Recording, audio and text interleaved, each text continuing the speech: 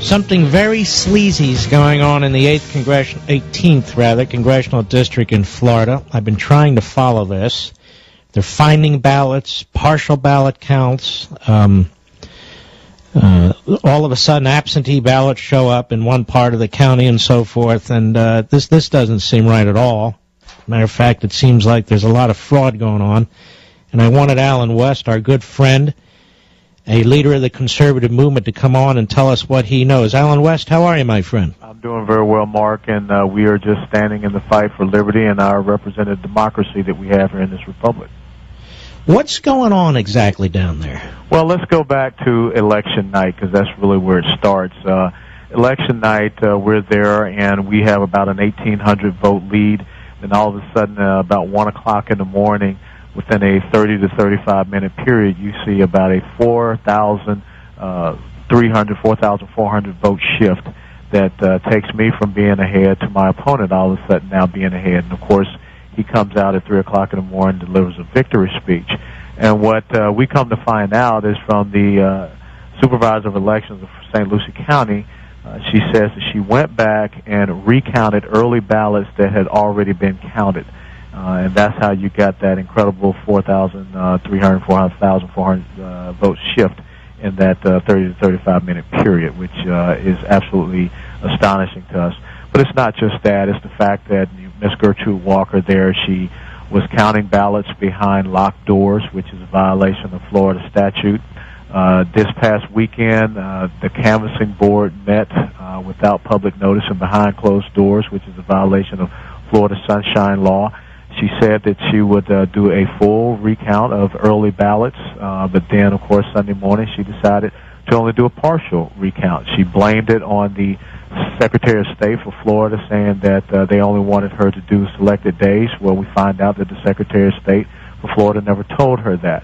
And even with the partial recount that she did, it ended up that we got a net gain of 535 votes, which now puts us at 0.58%, and you know the threshold for an automatic full recount is 0.5%. That's 249 votes.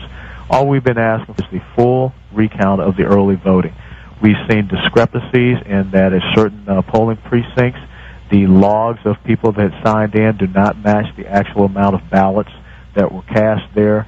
So there are many things that are going wrong. We have now filed a suit in the state court, circuit court there in St. Lucie County and Fort Pierce, to name her as a defendant, to have all of these early votes counted, because that's what the nexus of the problem is. And for whatever reason, she does not understand she's an elected official responsive to the people, and she's refusing to do it. You know, Mark, I could care less about me, but if we are living in a country where the citizens no longer trust or have confidence in the democratic electoral process, then we have lost the rule of law. We have lost this republic, and we're on the road to being something similar to maybe a Zimbabwe in the near future. I couldn't agree more. And as a matter of fact, what the court should do, not that it will, is appoint an independent person to replace her for the purposes of doing this recount, because she obviously can't be trusted. She's either an incompetent boob or a political hack. You don't need to comment on that, but keeps counting and keeps coming up with different numbers. Something's wrong with that. Yeah, you're absolutely right, and I think that they know that they got caught with their hand in the cookie jar, and something is wrong with their early voting procedures, and really overall their entire voting procedures. Mark, we were successful. We won in Palm Beach County. We won Martin County, and now it's this St. Lucie County where we see these salacious activities going on. And this is about us asking questions. This is about us making sure that, you know, the 22 years I spent in uniform to serve this great nation, I took an oath to the Constitution to support and defend it.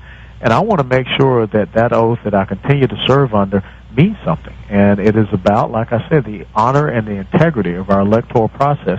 And I know that there are people out there that are Democrats or liberals that are listening, and they're hooping and hollering. You know, if you want me gone, that's fine. But do not do it at the expense of the voters in Congressional District 18. All I am asking for is a fair and equitable elections process, and let the results come out where they may. You know, it's amazing. I asked you if you thought the election would be close, and you said, I think we'll be okay something to the effect, I think they'll be okay if they don't pull something, if they don't do something, something like that. I wonder if you always had this in the back of your head. Well, you know, I'm an old combat commander, and you always come out with a great strategy, a great plan to execute. We did very well at implementing that plan at the tactical level. But when you are going up against, you know, a media establishment, as you well know, down in South Florida, that from the day one that we announced, they started to pummel you. When you have these outside groups such as this Credo Pack from San Francisco who came down, and you know, you actually had people calling homes and going out to homes, spreading rumors about the fact that I beat my wife and I hate women. And you met my wife, Angela. I mean, there's wonderful. nothing farther from the truth.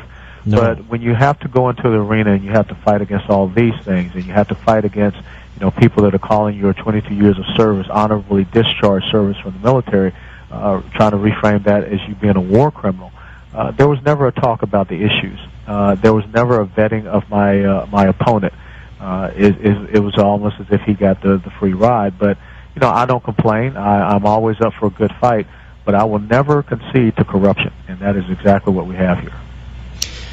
What can we do? Is there anything we can do? Yeah, absolutely. You know, we have established a recount fund because in order for us to be able to, you know, continue this process, we cannot use election funds from the campaign. We have to have a separate recount fund because we have a very good legal team, and as I said, they filed a lawsuit in state court, and if need be, we'll file that lawsuit in federal court. We want the truth to come out, and I will not relent until the truth comes out, and that means a full recount of those early votes. So you can go to the exact same Allen West for Congress website. It should be able to direct you to the recount fund. You can call our headquarters there in Stuart, Florida, and they can give you all the information as well. The website is allenwest.com, and they can link to the allenwestforcongress.com, and people can link to the legal fund? That's right, the Allen West Recount Fund. Let's get that up there, Mr. Producer, and I want to encourage, let's do a Levin surge out there, America. Let's do what we can here. This is really sleazy. And, you know, you defended us, and it's time for us to try and defend you. So that's allenwestforcongress.com. Make sure you go to the right link, and let's give him the ability to have the legal support that he needs to get this right. I'll tell you what, Alan, Congressman, you feel free to call in or let me know when you need to come on the air, okay? Well, I appreciate it. And, you know, Mark, this is all about we have to make a stand somewhere.